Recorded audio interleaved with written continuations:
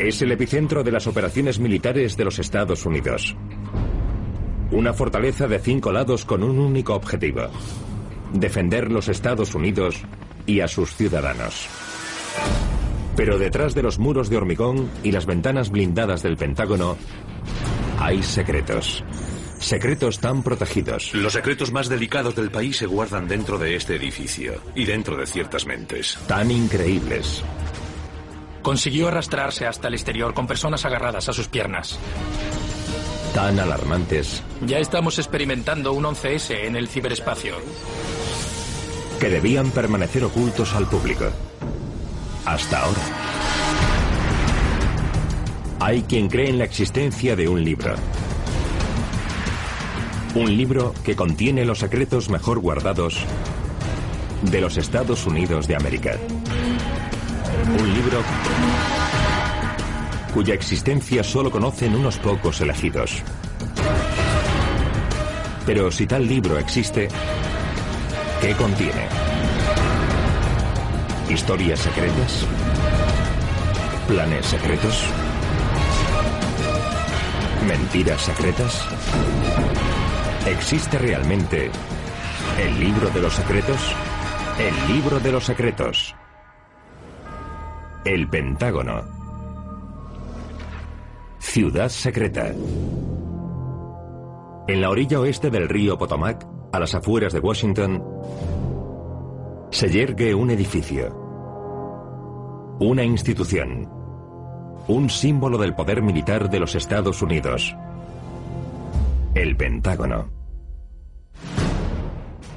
Alberga bajo un solo techo el Departamento de Defensa, el Estado Mayor Conjunto y los 5 cuerpos del Ejército de los Estados Unidos. Las órdenes dictadas detrás de estas paredes dirigen las acciones de las fuerzas de los Estados Unidos en todo el mundo. El Pentágono es el corazón, el alma y el cerebro de la comunidad militar del país. Alberga la cúpula de las instituciones militares de los Estados Unidos. Es un icono tanto para nuestros enemigos como para nuestros aliados. Me encantaba ir al Pentágono. Allí siempre pasaban cosas, o se hacía que pasasen, o podían pasarte a ti. Pero nunca era aburrido. Siempre era una aventura.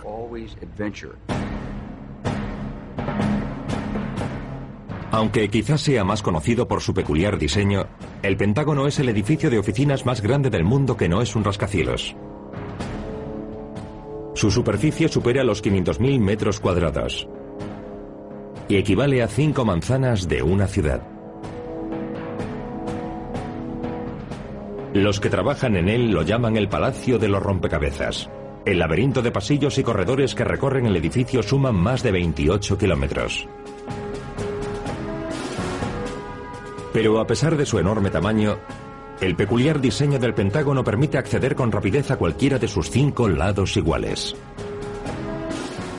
Su diseño permite que alguien llegue desde el punto más alejado del edificio.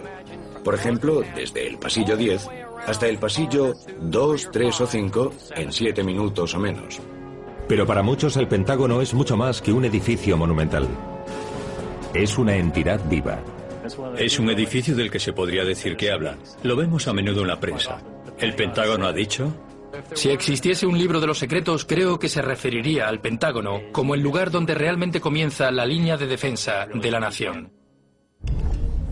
Aproximadamente 23.000 trabajadores, tanto militares como civiles, acuden al Pentágono todos los días. El edificio funciona a pleno rendimiento durante todo el día e incluye infraestructuras de transporte, servicios de alimentación y tiendas al servicio de su enorme personal. Pero ¿cuál es el secreto para mantener el Pentágono operativo en todo momento? Creo que a muchos les sorprenderá, tanto como a mí cuando comencé a trabajar en el Pentágono, saber que no es un simple edificio de oficinas, en realidad es como una ciudad. Seguro que no muchos saben que hay una farmacia, una zapatería, una tienda de productos electrónicos. Es una ciudad secreta. El funcionamiento diario de esta pequeña ciudad depende de un administrador civil designado por el secretario de Defensa. un cargo al que los trabajadores llaman el alcalde. Hablamos de 23.000 personas que vienen a trabajar y entre 3 y 5.000 visitantes a diario. Prácticamente gestionamos una pequeña ciudad. Tenemos hospitales, clínicas, restaurantes, salas de conferencias, biblioteca, instalaciones deportivas. Tenemos un cuerpo policial, una unidad de bomberos. Es un organismo tan complejo como cualquier otra ciudad. Para los trabajadores del Pentágono, la entrada principal al edificio se encuentra en el lado sureste. Pero los altos mandos del ejército y los líderes de la nación utilizan entradas exclusivas. Estamos en la entrada junto al río que también se utiliza para celebrar ceremonias. Es la entrada que utiliza el secretario de Defensa para acudir al trabajo cada mañana. Su despacho está ahí arriba. Aquí es donde vienen el presidente de los Estados Unidos, los ministros de Defensa y los jefes del Estado Mayor de todo el mundo cuando visitan el Pentágono. En ese campo se lo recibe con un desfile. La llamamos la entrada del río porque está junto al Potomac. Esta es la segunda entrada ceremonial del Pentágono, la que está frente a la explanada. Por aquí entran los secretarios del Ejército y de la Armada, cuyos despachos están en las plantas segunda y tercera.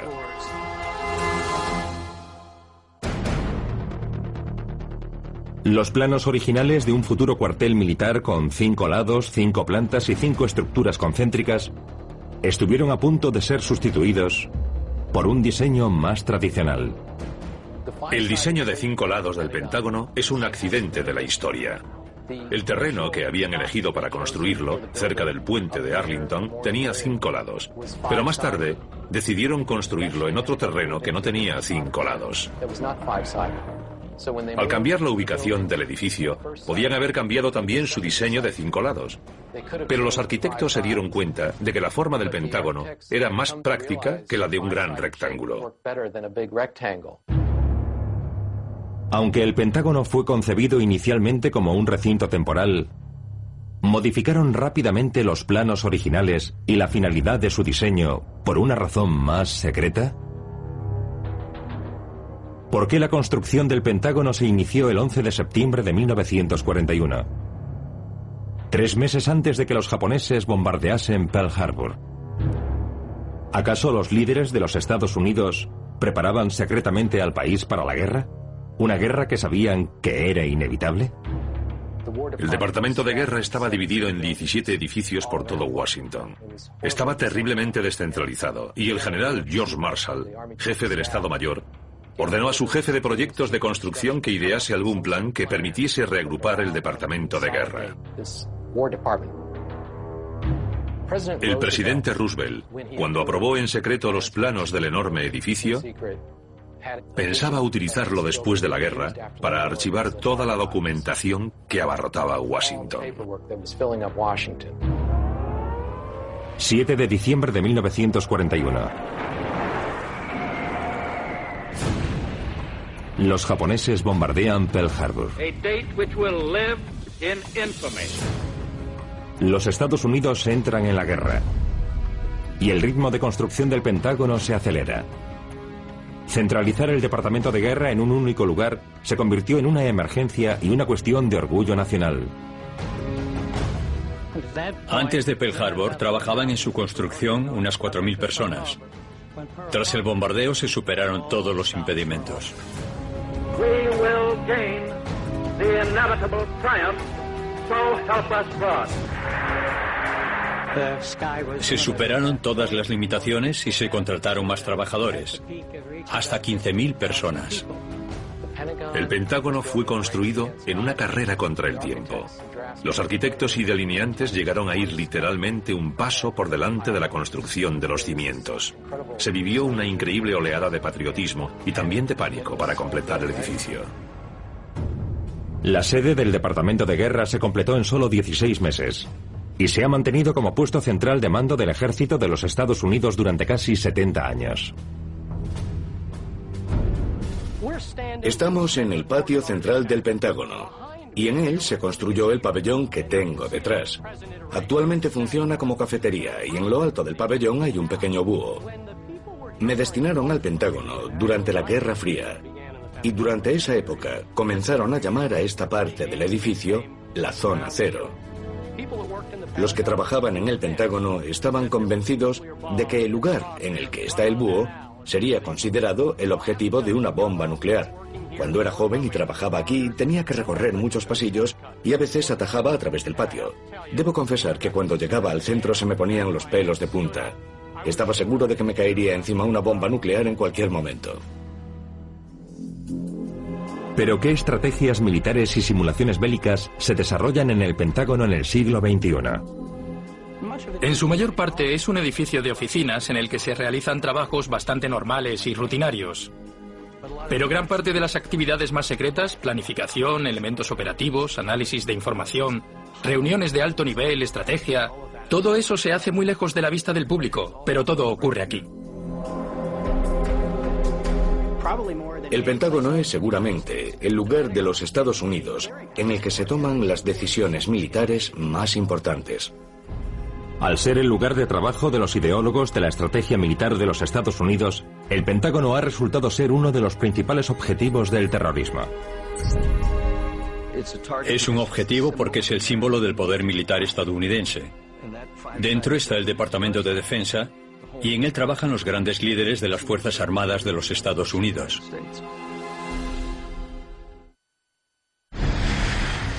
...11 de septiembre de 2001... Varios militantes de Al-Qaeda ejecutan un plan terrorista para atacar los Estados Unidos utilizando aviones comerciales como armas. Sus objetivos son lugares de gran relevancia estratégica, económica, política y militar. La mañana del 11 de septiembre, mientras trabajaba como cualquier otro día, hacia las 9:15, una de mis compañeras de trabajo me preguntó si sabía lo que estaba pasando en Nueva York. Le contesté que no, y me dijo, tienes que ver esto.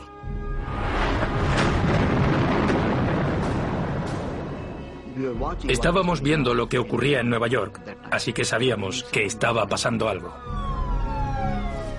En medio del caos, el vuelo 77 de American Airlines, que había despegado del aeropuerto internacional de Dulles esa misma mañana, había sido secuestrado mientras sobrevolaba Ohio. Lo que no podían prever quienes estaban en el Pentágono era que aquel Boeing 757 se dirigía directamente hacia ellos. A medida que se acercaba al Pentágono, realizó un viraje de 360 grados. Sobrevoló el Pentágono, dio una vuelta alrededor y mientras lo hacía, fue descendiendo.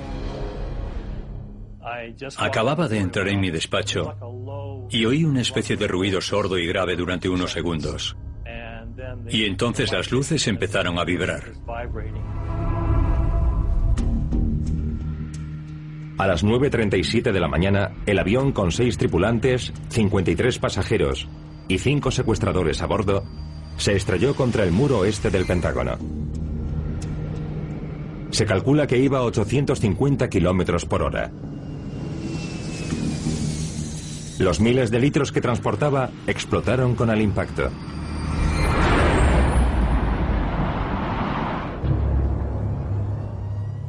En un instante, el lado oeste del edificio estaba envuelto en llamas. Estaba allí de pie y sentí una explosión tremenda. Jamás había oído nada parecido. Recuerdo ver a mi izquierda y detrás de mí una bola de fuego que se acercaba pegada al techo. Debo decir que jamás había sentido un calor tan intenso. No tenía ni idea de lo que estaba pasando. El edificio tembló. Su enorme masa de hormigón y acero tembló con el impacto de aquel avión. El avión atravesó 3 de los 5 anillos. Quedó destrozado por las columnas de hormigón. Miles de litros de combustible explotaron al mismo tiempo lanzando bolas de fuego y haciendo explotar las oficinas.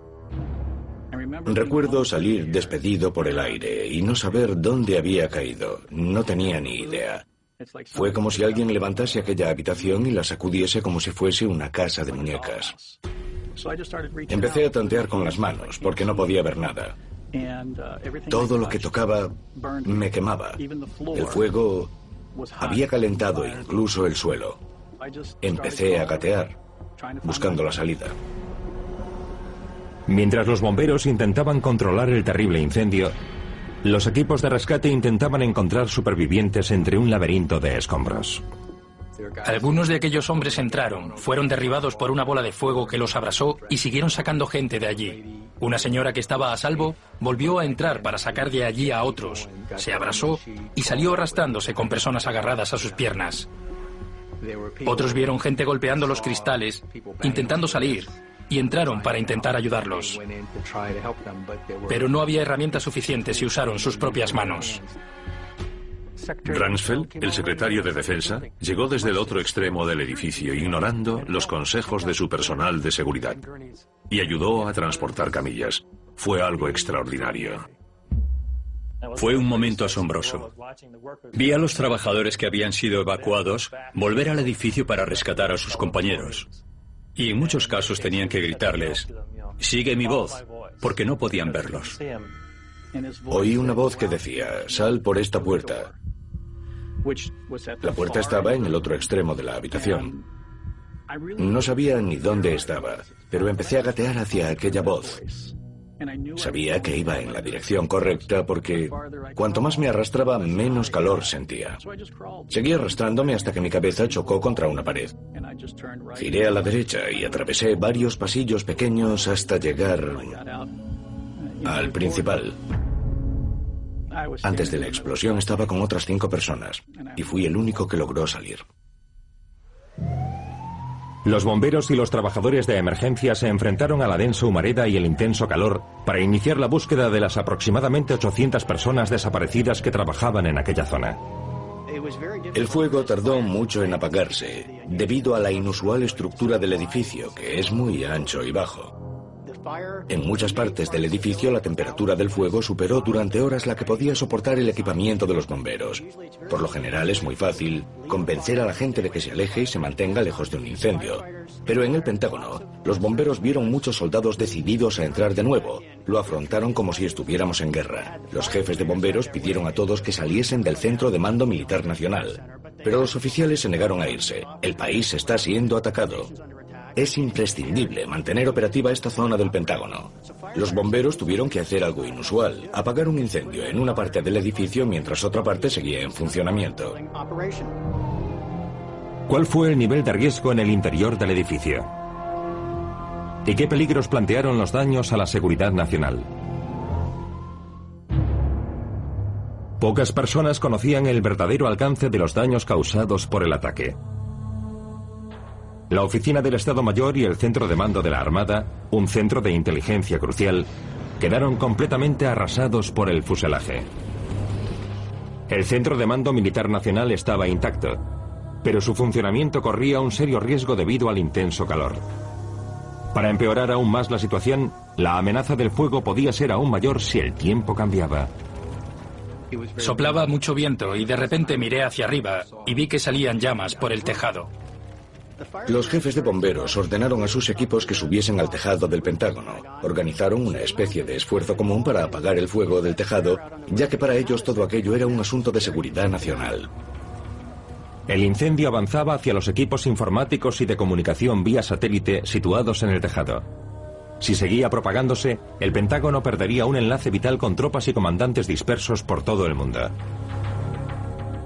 Pero ¿cómo podría un ataque similar al del 11S afectar a las operaciones militares secretas del Pentágono? El Centro de Mando Militar Nacional es una caja de acero. En su interior se encuentran todos los sistemas para comunicarse confidencialmente con todo el planeta. Y está operativo en todo momento los 365 días del año. El presidente de los Estados Unidos y el secretario de Defensa reciben información sobre las situaciones críticas en cada momento desde ese centro de mando. Y solo el presidente y el secretario de Defensa pueden pulsar el botón. Había que mantenerlo en funcionamiento para que el ejército de los Estados Unidos siguiese estando operativo. Si el incendio afectaba al sistema de refrigeración y al sistema electrónico del Pentágono, lo primero que harían sería apagar los ordenadores. Sin ordenadores no hay conexiones, y un ejército no puede funcionar sin comunicación. Los encargados de mantenimiento del edificio Se dieron cuenta de que había que mantener alta la presión del agua para que el departamento de bomberos intentase apagar el incendio. Aunque algunas zonas se estaban llenando de humo, aquellas personas arriesgaron sus vidas para cerrar las tuberías y mantener los centros de mando en funcionamiento, a pesar del peligro del fuego y del humo. Había en marcha misiones militares cruciales por todo el mundo, y en medio de los esfuerzos por rescatar a las víctimas, el Servicio de Seguridad del Pentágono se apresuró a recuperar información de alto secreto que había quedado expuesta entre los escombros. Pero ¿qué información militar vital intentaban salvar? Básicamente, intentaron recuperar todas las cajas de seguridad y los archivadores que contenían información clasificada. Los SEALs de la Armada, por ejemplo, dijeron: tenemos que volver a nuestra oficina porque en ella hay documentos que detallan la forma en que trabajamos, la información que nuestros hombres han reunido durante las operaciones, material de todo tipo que es vital para el funcionamiento de los SEALs. Y están ahí arriba, en una oficina que nadie está vigilando. Los bomberos dijeron que vieron documentos clasificados como alto secreto flotando literalmente entre el humo. Cuando el humo se disipó, 189 personas habían fallecido y centenares habían resultado heridas. Ni el Pentágono ni los Estados Unidos volverían a ser como antes. 12 de septiembre de 2001. Cuando el sol se alzó sobre el Pentágono la mañana siguiente al ataque terrorista, ocurrió el primero de muchos acontecimientos extraordinarios.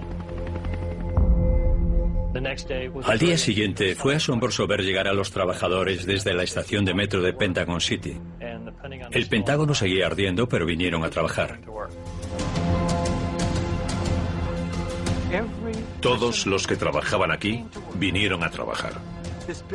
El edificio seguía ardiendo. Esta parte del edificio se había derrumbado. Y todo el mundo vino a trabajar al día siguiente. 48 horas después del impacto, los bomberos consiguieron controlar el fuego y pudieron comenzar las labores de rescate.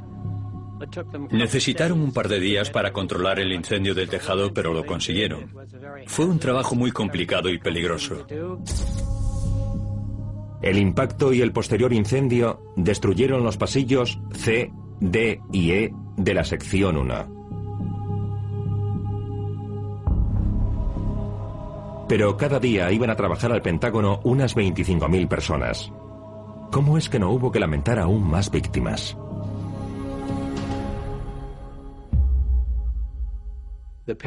Estaban haciendo reformas en el Pentágono y terminando las de la sección 1. Si los aviones se hubiesen estrellado un mes antes o después, habría muerto mucha más gente porque habría habido muchas más personas en el edificio.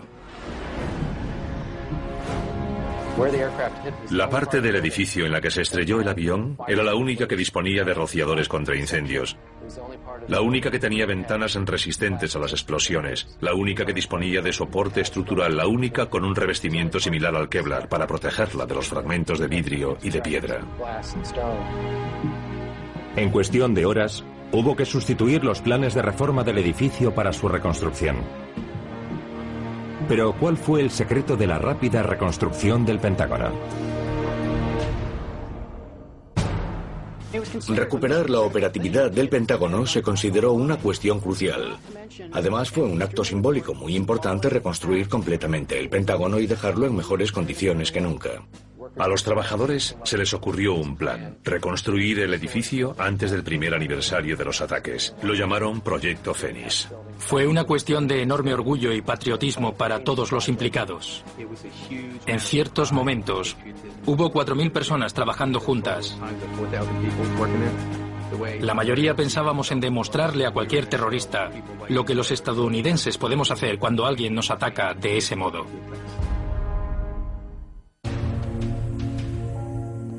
Muchas personas trabajaban 20 o 22 horas al día. Cuando me iba durante 2 o 3 horas, al volver había gente durmiendo sobre el cemento del helipuerto para poder informarme en cuanto llegase. Pero aunque trabajar durante todo el día ayudase a alcanzar el objetivo, no bastaría para conseguirlo en el plazo de un año que se habían marcado. Por tanto, ¿qué medidas especiales se tomaron para terminar incluso antes de la fecha fijada. Lo primero que hacíamos era decir a todo el mundo lo que había que construir ese día y después hacíamos los planos. Había que construir una pared e instalar unas tuberías, pero las instalamos antes de que el muro estuviese levantado. Primero se pusieron las tuberías y luego hubo que construir la pared alrededor, algo que no se suele hacer. Todo el mundo innovó e improvisó.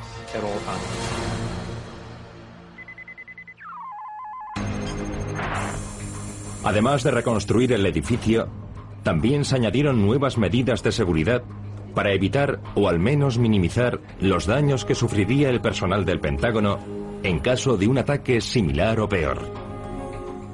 La carretera 110 se trasladó más al este. Reforzamos el lado oeste del edificio. Añadimos un parapeto y el muro antiexplosiones. También debo decir que ahora este edificio dispone de otras medidas de defensa. Creo que ningún avión que entrase en el espacio aéreo restringido y fuese considerado hostil llegaría hasta este edificio. Evidentemente incorporaron nuevas medidas de seguridad al edificio. Muchas no han sido divulgadas y no debe hacerse, ya que podría dar ideas a futuros terroristas sobre cómo atacar de nuevo el Pentágono. Lo que hoy vemos en el Pentágono es el efecto directo de lo que ocurrió el 11 de septiembre de 2001 y el resultado de tener enemigos que nos harían mucho daño si pudiesen. En el interior del Pentágono, la reconstrucción también afectó a otras zonas del edificio. Zonas ocultas al público y construidas siguiendo especificaciones secretas. Hay varias zonas que son vitales para realizar nuestro cometido, como los centros de operaciones y otras áreas de trabajo. Eso es todo lo que puedo decir. Pocas personas las conocen.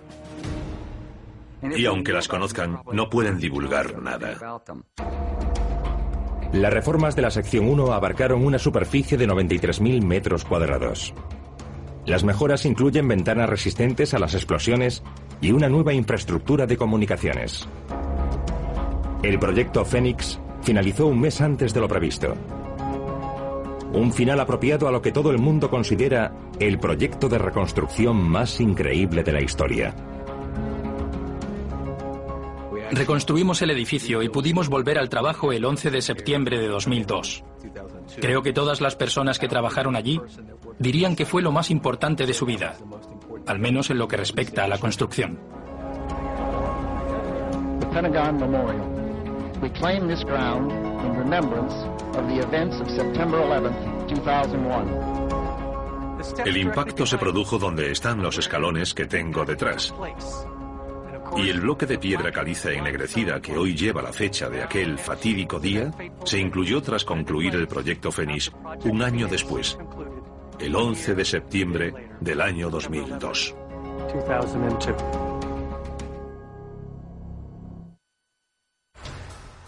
A raíz de los atentados del 11S, se reforzó la seguridad de la estructura física y en toda la zona que rodea al Pentágono. Pero también se mejoraron las medidas de seguridad en el interior del recinto militar. Antes del 11S, el Pentágono contaba con una fuerza policial, guardias de seguridad, por así decirlo. Después del 11S, ese grupo se convirtió en una nueva unidad, la Agencia de Protección del Pentágono. La agencia, también conocida como Policía del Pentágono, es una molestia para todos los que trabajan allí porque hacen que sea difícil entrar. Si a tu identificación le pasa algo, no podrás pasar, pero es extremadamente importante para la seguridad. El Pentágono utiliza la tecnología de control de acceso más avanzada. Cambian constantemente todas las tecnologías que utilizan. La identificación mediante el examen de la retina, de la mano, todo tipo de dispositivos. La función de la Agencia de Protección del Pentágono es ocuparse de todas las amenazas. Además de la seguridad, dicha agencia está preparada para afrontar amenazas químicas, biológicas, radiológicas e incluso nucleares. Inventé un lema: protegemos a quienes protegen nuestra nación. Los agentes sienten que hacemos nuestra parte en la misión general del Departamento de Defensa. Pero más allá de la amenaza de otro ataque físico, el Pentágono debe mantener el mayor nivel de seguridad para proteger a los más importantes guardianes de secretos del país que trabajan en las zonas más inaccesibles del edificio. Evidentemente, algunos de los secretos más relevantes para el país se guardan en este edificio y en ciertos casos en las mentes de algunas personas. La Agencia de Inteligencia de Defensa, DIA por sus siglas en inglés, es otra de las principales agencias dentro de la comunidad de inteligencia. Su trabajo se centra en misiones relacionadas con el cometido del Departamento de Defensa, combatir. Durante los últimos 10 años, especialmente en Afganistán e Irak, la DIA ha producido o manejado la información destinada a los soldados en combate. Pero la DIA no es la única agencia de recogida de información con sede en el Pentágono. La mayor y más secreta unidad de inteligencia, la Agencia de Seguridad Nacional, también opera desde él. La función de la Agencia de Seguridad Nacional, o NSA, es espiar para el gobierno. Se encarga de la llamada inteligencia de señales, llamadas telefónicas, transmisiones por fax, correos electrónicos, mensajes de texto. Si algo se transmite mediante un cable o una longitud de onda por el aire, la NSA lo intercepta. Disponen de un sistema global de recogida de información electrónica que incluye satélites, escuchas telefónicas, vigilancia de redes en Internet. Interceptan cualquier dato electrónico que se transmita. Si tuviera que apostar por la agencia que guarda más secretos, diría que es la NSA. Es la que recopila más información. Pero cuando hay que compartir información secreta dentro del Pentágono, ¿qué protocolos especiales se aplican? ¿Y cómo se mantiene la información confidencial almacenada en el Pentágono a salvo y accesible solo para quienes necesitan conocerla? Los documentos en papel los transporta una persona autorizada y en algunos casos dentro de un maletín cerrado. En un edificio en el que trabajan 23.000 personas hay muchos documentos secretos. Parte de mi trabajo consiste en mantener esos documentos seguros, protegidos y lejos del alcance de los que quieren perjudicar a nuestro país. La información se clasifica de modo singular, dependiendo de lo necesaria que sea para el trabajo de alguien y el nivel de acceso que se le haya asignado, ese alguien podrá disponer o no de la información. Hay diferentes niveles de información clasificada, solo para uso oficial, alto secreto, información clasificada SCI, información especial para determinados departamentos. Las conversaciones sobre información clasificada están estrictamente prohibidas en el Pentágono. Pero hay un lugar en el que se puede hablar abiertamente sobre los mayores secretos del ejército. Los despachos rodeados de acero, conocidos como SCIFs. Dentro del Pentágono hay muchísimos espacios de acceso restringido. Algunos son conocidos como instalaciones de información clasificada y restringida o SCIF. Son lugares de acceso restringido en los que se permite hablar de información clasificada. Están protegidos contra las escuchas electrónicas. Pueden estar rodeados de estructuras metálicas. Disponen de materiales para impedir cualquier tipo de escucha, especialmente equipos de sonido que alguien podría enfocar hacia el Pentágono. Incluso la eliminación de documentos clasificados intenta evitar que la información secreta caiga en las manos equivocadas. Una bolsa para quemar es una bolsa de papel marrón con una marca especial. En ella se introduce el material clasificado e incluso aquel que no lo es pero podría representar algún riesgo. Las recogen todos los días en el propio edificio. Las transportan en camiones hasta nuestra planta incineradora y allí las queman.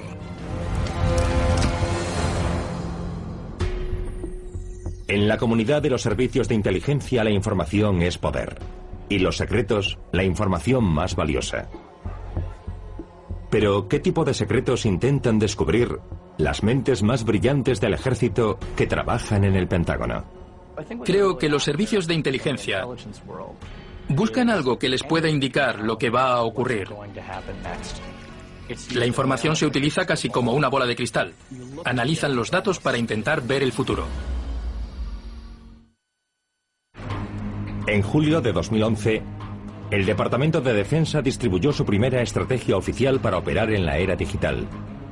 La misión tradicional del Pentágono era garantizar la seguridad de los Estados Unidos por tierra, mar y aire. Hoy toma medidas para investigar, eliminar y destruir las amenazas procedentes del ciberespacio. El Pentágono no solo ha sido el objetivo de ataques físicos, también lo ha sido de cientos de ataques informáticos. Ocurre cada día. Es el principal objetivo de enemigos que intentan irrumpir en nuestras comunicaciones, ordenadores, hardware, software e inutilizar los equipos de la seguridad nacional. Ya estamos experimentando un 11S en el ciberespacio. Ya está ocurriendo.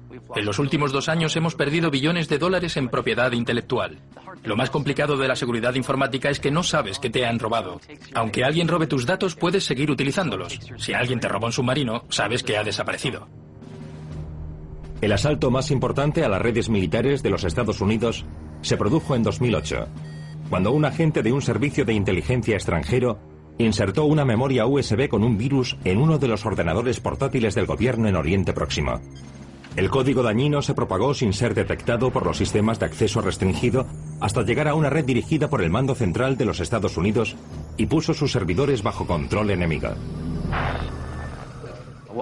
En 2008 descubrimos que se pueden lanzar ataques incluso contra una agencia o un departamento que no estén conectados a una red o a Internet.